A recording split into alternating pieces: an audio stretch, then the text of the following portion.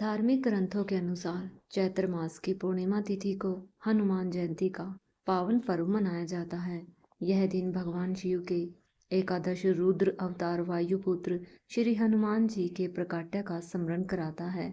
तो अतुलित बल, अपार ज्ञान और भगवान श्री राम की अनन्य भक्ति की सर्वोच्च और शाश्वत प्रतीक है।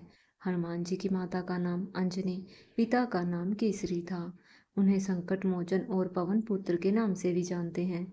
मान्यता है जो भक्त सच्चे मन से भगवान श्री राम की आराधना करते हैं उन पर हनुमान जी सदैव प्रसन्न रहते हैं, उनकी सभी पीड़ाओं को दूर करते हैं।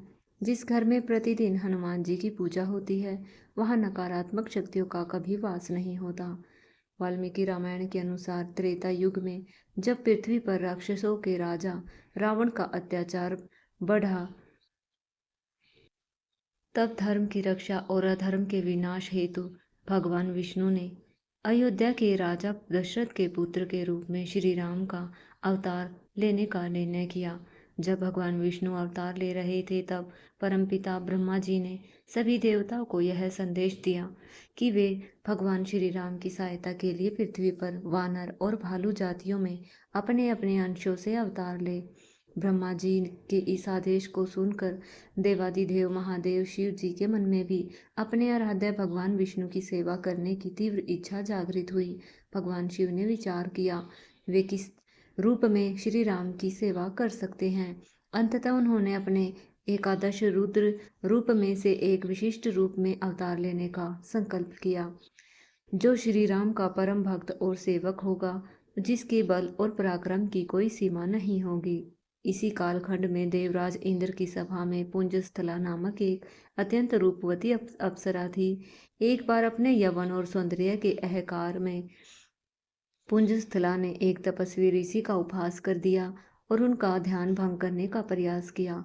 क्रोधित होकर उन ऋषि ने पुंजस्थला को श्राप दिया कि तूने एक वानरी की भांति चंचलता दिखाई है, अतः मृत्यु लोक अथवा अर्थात पृथ्वी लोक पर वानरी के रूप में जन्म लोगी। यह कठोर श्राप सुनकर पुंजस्थला अत्यंत भयभीत हुई और उसने रोते हुए ऋषि से क्षमा याचना की। उसके पश्चाताप को देखकर ऋषि को दया आ गई और उन्होंने श्राप में संशोधन करते हुए कहा, तेरा यह वानरी रूप ही अत्यंत तेजस्वी होगा, तू अपनी इच्छा अनुसार रूप धारण करने में सक्षम होगी। तेरे गर्भ में एक अत्यंत पराक्रमी और यशस्वी पुत्र का जन्म होगा, जिसकी कीर्ति तीन लोकों में सदा सदा के लिए स्थापित होगी। कालांतर में उसी पुंजिक स्थला ने कुंजर नाम एक श्रेष्ठ वानर के घर में अंजना नाम से जन्म लिया। अंजना अत्यंत गुणवान, शीलवती और रूपवती थी। युवावस्था प्राप्त होने पर अंजना का विवाह वानर राज केसरी से संपन्न हुआ। वानर राज केसरी अत्यंत पराक्रमी थे और उन्होंने शंखासुर नामक भयंकर राक्षस का वध किया था। विवाह के बाद अंजना और केसरी सुखपूर्वक अपना जीवन बिताने लगे, परंतु कई वर्ष बीतने के बाद भी उन्हें कोई संतान सुख प्राप्त नहीं हुआ। संतानहीनता के दुख से व्यथित होकर माता अंजना ने मतंग ऋषि के आश्रम में जाकर उनसे मार्गदर्शन मांगा। मतंग ऋषि ने उन्हें पंपा सरोवर के निकट वृषभाद्रि पर्वत पर जाकर वायुदेव और भगवान शिव की कठोर तपस्या करने का आदेश दिया। ऋषि की आज्ञा मानकर माता अंजना ने अन्न जल का त्याग कर दिया और एक पैर पर खड़े होकर भगवान शिव की घोर तपस्या कर दी। उन्होंने 12 वर्षों तक अत्यंत कठोर तप किया।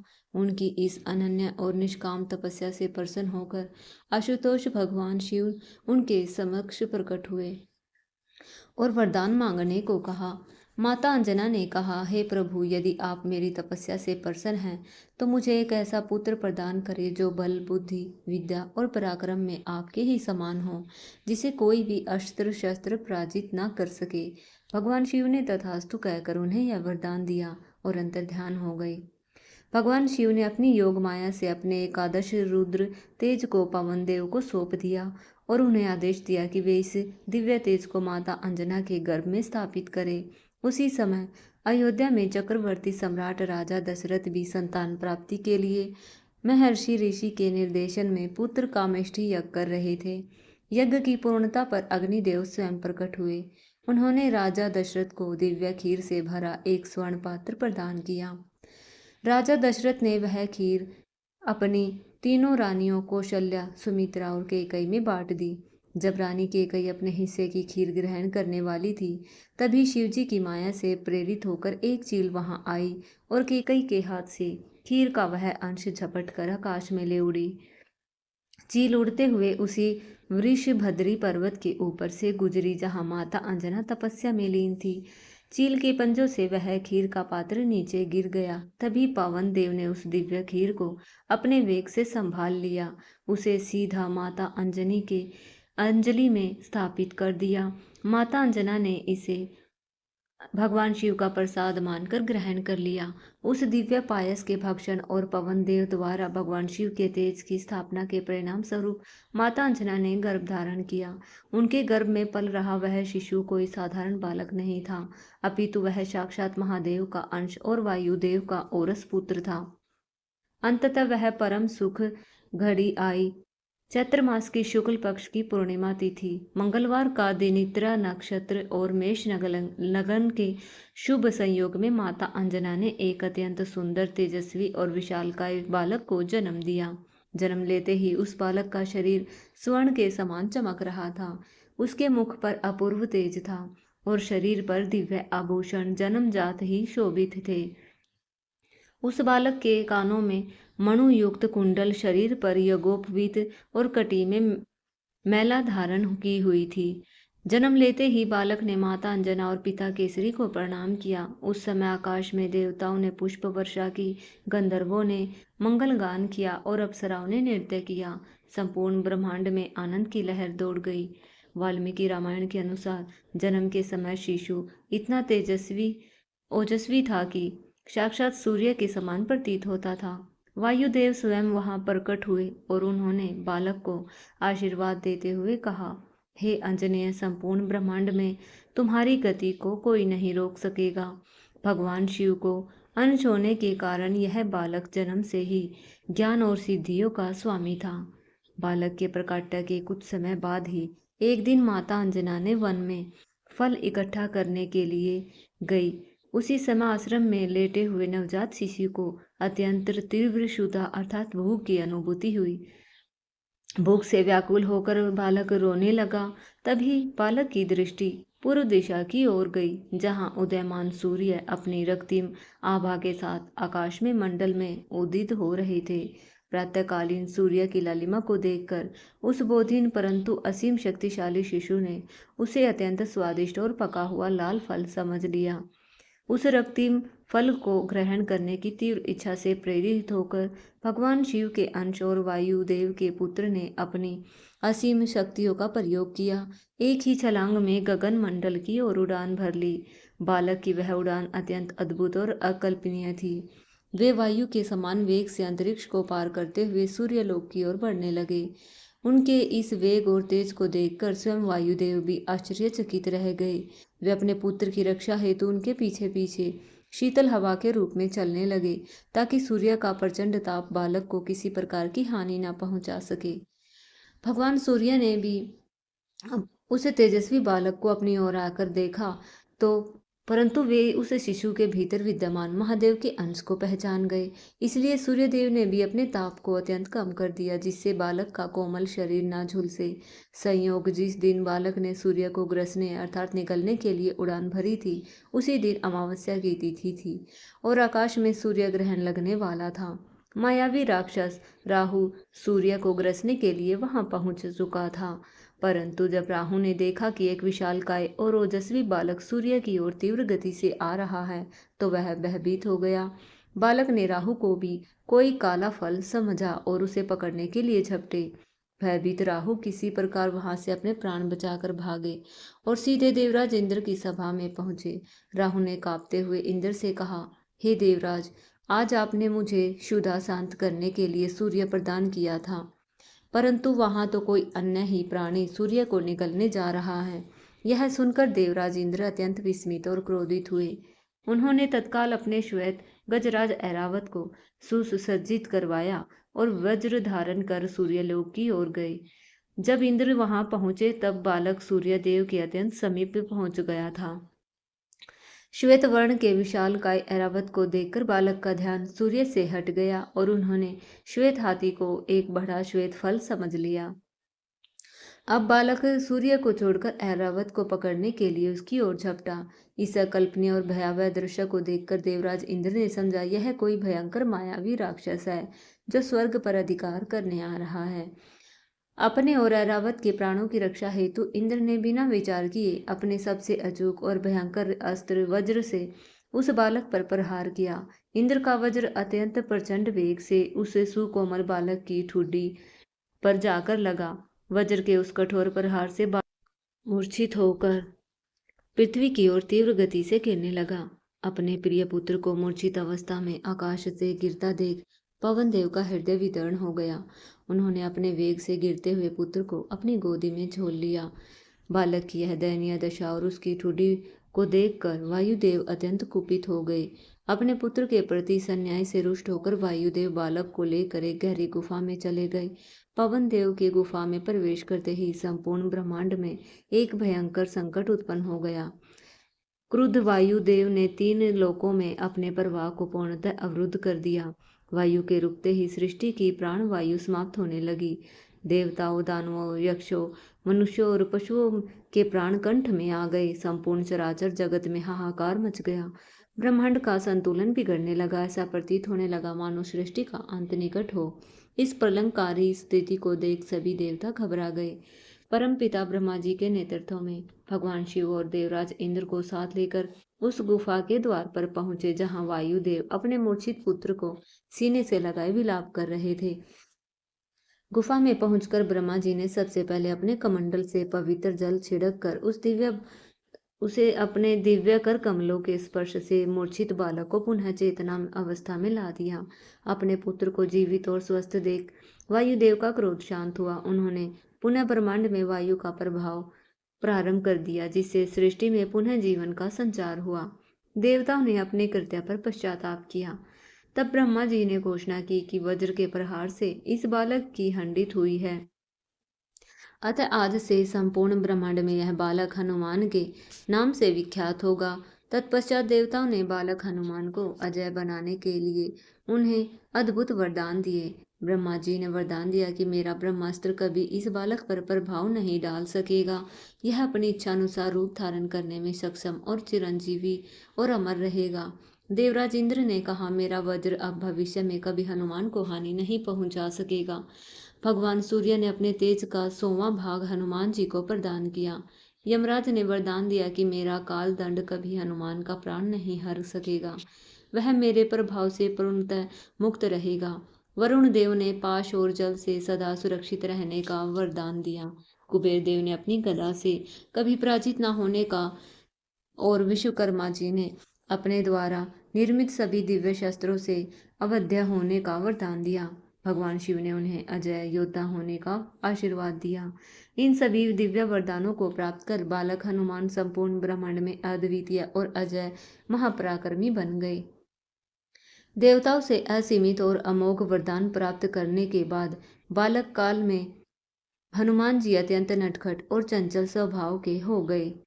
उनकी चंचलता इतनी बढ़ गई कि वन में तपस्यारत ऋषियों और मुनियों के आश्रमों में जाकर अनजाने में विघ्न उत्पन्न करने लगे। वे कभी तपस्वियों के कमंडलों का जल गिरा देते, कभी वकल वस्त्र फाड़ देते, तो कभी यज्ञ की वेदी और सामग्रियों को छिन्न भिन्न कर देते। भगवान शिव का अंश और पवन देव का पुत्र होने के कारण कोई भी ऋषियों ने शारीरिक दंड देने या भस्म करने में पूर्णतः असमर्थ था। उनके इस नृत्य के उपद्रव से शुद्ध होकर अंततः भृगु और अंगिरा वंश के श्रेष्ठ महर्षियों ने क्रुद्ध होकर बालक हनुमान को एक कठोर श्राप दिया। उन्होंने कहा, हे वानर, तू अपने जिस असीम बल के अहंकार में तपस्वियों का जाने अनजाने में अपमान कर रहा है, उस संपूर्ण बल को तू तत्काल भूल जाएगा। जब तक कोई श्रेष्ठ पुरुष तुझे तेरे वास्तविक बल और दिव्य शक्तियों का स्मरण नहीं कराएगा, तब तक तू एक साधारण वानर की भांति ही आचरण करेगा। महर्षियों के श्राप के प्रभाव से हनुमान जी अपनी समस्त अलौकिक शक्तियों और असीमित बल को विस्मृत होकर भूल बैठे। आश्रमों में पूर्णतः शांत और आज्ञाकारी होकर अपना जीवन व्यतीत करने लगे। युवा अवस्था की ओर अग्रसर होने पर ज्ञान प्राप्ति की लालसा से प्रेरित हो हनुमान जी ने भगवान सूर्यदेव को अपना गुरु बनाने का निश्चय किया, क्योंकि सूर्यदेव संपूर्ण ब्रह्मांड को प्रकाशित करने वाले समस्त वेदों और शास्त्रों के ज्ञाता हैं। हनुमान जी अंतरिक्ष में उड़ान भरकर सूर्यलोक पहुंचे। सूर्यदेव ने उन्हें अपना शिष्य स्वीकार कर शिक्षा प्रदान करने की प्रार्थना की। भगवान सूर्यदेव ने कहा, हे कपि श्रेष्ठ, मैं तुम्हारी प्रतिभा से परिचित हूँ, परंतु मैं अपने रथ पर निरंतर गतिशील रहता हूँ।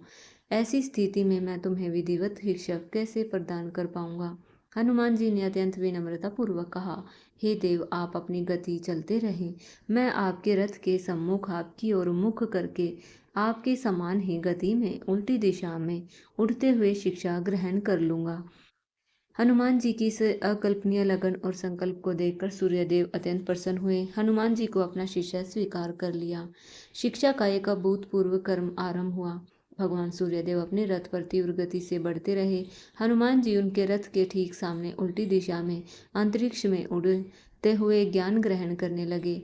अपनी प्रखर कुशाग्र बुद्धि और शिवंश होने के कारण हनुमान जी ने अल्प अवधि में चारों वेदों, शस्त्र, 6 शास्त्रों, 9 व्याकरणों और सभी प्रकार की विद्याओं का संपूर्ण ज्ञान प्राप्त कर लिया। शिक्षा प्राप्त होने के बाद सूर्यदेव ने गुरु दक्षिणा के रूप में हनुमान जी से कहा कि वे पृथ्वी पर जाकर उनके और पुत्र सुग्रीव के मंत्री और सखा बने और सदैव उनकी रक्षा करें। हनुमान जी की आज्ञा शिरोधार्य कर हनुमान जी पृथ्वी पर लौट आए और राजा सुग्रीव के मुख्यमंत्री के रूप में कार्य करने लगे।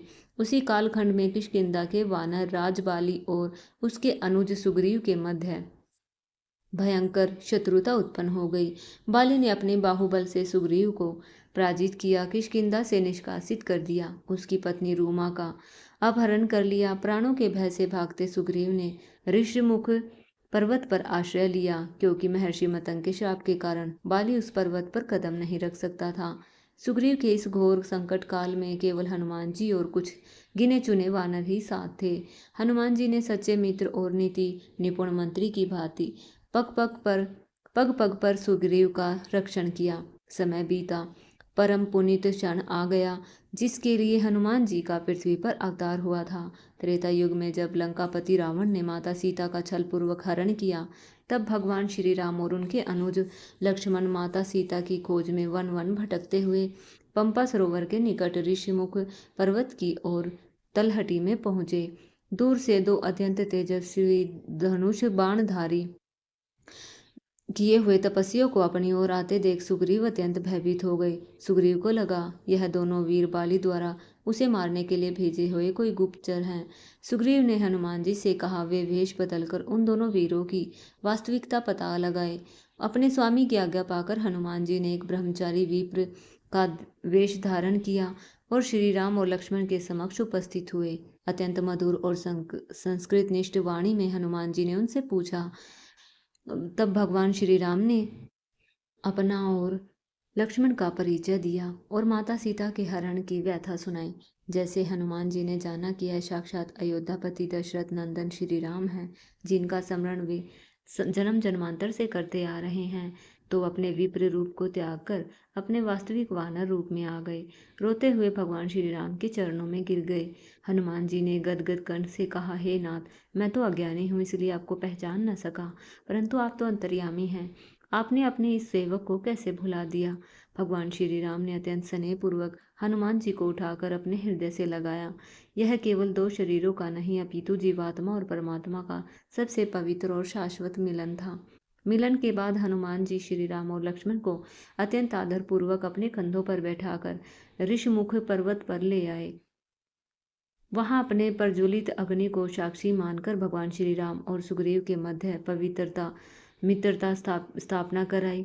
इस प्रकार हनुमान जी ने अपने जीवन के सर्वोच्च उद्देश्य भगवान श्री राम की अनन्य भक्ति और सेवा का विधिवत प्रारंभ किया। भगवान श्री राम और वानर सुग्रीव की अग्न साक्षी मैत्री के बाद श्री राम ने अपने अमोण बाग से बाली का वध करके सुग्रीव को किष्किंधा का निष्कंटक राज्य और उसकी पत्नी रूमा को ससम्मान वापस दिलाया। वर्षा ऋतु के समापन के बाद सुग्रीव ने माता सीता की खोज के लिए चारों दिशाओं में वानर सेना की टुकड़ियों को भेजा। दक्षिणी दिशा की ओर जाने वाले दल का नेतृत्व युवराज अंगद कर रहे थे, जिसमें जाम्बवान, नल, नील और स्वयं महाबली हनुमान जी सम्मिलित थे। प्रस्थान के समय भगवान श्री राम ने हनुमान जी के असीम सामर्थ्य और बुद्धिमत्ता पर विश्वास करते हुए अपनी पहचान के रूप में अपने नाम से अंकित एक स्वर्ण मुद्रिका प्रदान की। यह वानर दल विंध्याचल पर्वत की कंदराओं को पार करते हुए विशाल अथाह दक्षिण सागर के तट पर पहुंची। वहां संपाति नामक गिद्धराज उन्हें अकाट्य सूचना दी कि लंकापति रावण ने ही माता सीता का हरण किया है। वह उन्हें सागर पार त्रिकुट पर्वत पर स्थित लंका नगरी में ले गया है। 100 योजन विस्तृत उस अनंत सागर को देखकर समस्त वानर दल हताश और निराश हो गया। कोई भी वानर इस दुस्तर सागर को पार करने का साहस नहीं जुटा रहा था। तब वयोवृद्ध अत्यंत ज्ञानी जाम्बवान ने एकांत में शांत बैठे हनुमान जी के पास जाकर उन्हें महर्षियों के श्राप का स्मरण कराया। जाम्बवान ने हनुमान जी की स्तुति करते हुए कहा, हे पवन पुत्र, हे शिवंश, आप बल बुद्धि और विद्या के निधान हैं। आप में संपूर्ण ब्रह्मांड को लागने की क्षमता है।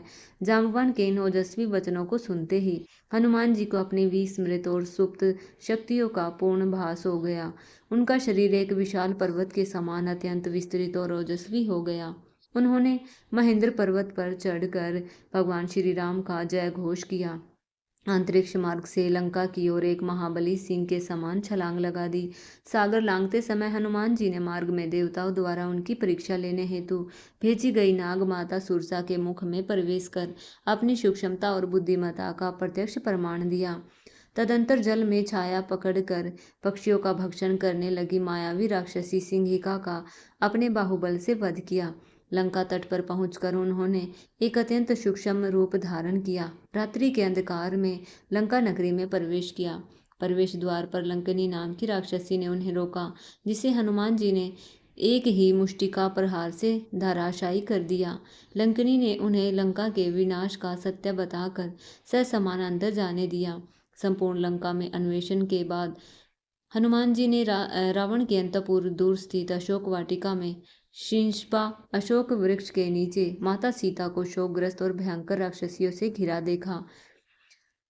जब रावण माता सीता को धमकाकर वहां से चला गया, तब अत्यंत उपयुक्त अवसर जानकर हनुमान जी वृक्ष की डाल से नीचे उतरे। हनुमान जी ने कहा कि हनुमान जी श्री राम की वह दिव्य मुद्रिका माता सीता के समक्ष प्रस्तुत की। मुद्रिका को देखकर माता सीता के हर्ष और विस्मय की कोई सीमा न रही। हनुमान जी अत्यंत विनम्रता पूर्वक अपना परिचय दिया और श्री राम का शैल कुशम विरह व्यथा का मार्मिक वर्णन किया। माता सीता को सांत्वना देने और श्री राम के पराक्रम का पूर्ण विश्वास दिलाने के बाद हनुमान जी ने अपना विराट और तेजोमय रूप प्रदर्शित किया। अशोक वाटिका के स्वादिष्ट फलों का भी भक्षण किया और संपूर्ण वाटिका को तहस नहस कर दिया। जब रावण के सैनिक और बड़े राक्षस योद्धा उन्हें बंदी बनाने आए, तब हनुमान जी ने उन सभी का संहार किया। रावण के पराक्रमी पुत्र अक्षय कुमार ने जब आक्रमण किया तो हनुमान जी उसे भी मृत्यु के घाट उतार दिया। अंततः रावण ने अपने सबसे बलशाली पुत्र मेघनाथ को भेजा। मेघनाथ ने देखा कि हनुमान जी किसी भी अस्त्र शस्त्र से पराजित नहीं हो रहे, तब उन्होंने ब्रह्मास्त्र का संधान किया। हनुमान जी चाहते तो ब्रह्मास्त्र को भी विफल कर देते, परंतु परमपिता ब्रह्मा के अस्त्र का सम्मान करने के लिए उन्होंने स्वयं को उस अस्त्र के पास में बंद जाने दिया। बंदी अवस्था में हनुमान जी को रावण की सभा में बुलाया। वहां हनुमान जी ने रावण को भगवान श्री राम की शरण में जाने और माता सीता को ससम्मान लौटाने का अत्यंत नीतिपूर्ण उपदेश दिया। इससे क्रोधित होकर उन्होंने उनकी पूंछ में आग लगाने का कठोर आदेश दिया। राक्षसों ने हनुमान जी की पूंछ में तेल और वस्त्र लपेटकर भयंकर अग्नि प्रज्वलित कर दी। हनुमान जी ने अपना बंधन तोड़ दिया और एक अत्यंत सूक्ष्म रूप धारण कर रावण के महल की छतों पर कूदने लगे। वायुदेव की सहायता से हनुमान जी ने विभीषण के भवन को छोड़कर संपूर्ण स्वर्ण में लंका को भयंकर अग्नि की लपेटों में भस्म कर दिया। सागर में उन्होंने अपनी पूंछ की अग्नि बुझाई और माता सीता से उनकी पहचान के रूप में दिव्य चूड़ामणि लेकर श्री राम के पास लौट आए। पर्वत पर लौटने के बाद हनुमान जी ने श्री राम को माता सीता की चूड़ामणि और उनका संदेश सौंपा, जिससे श्री राम को अत्यंत सांत्वना प्राप्त हुई।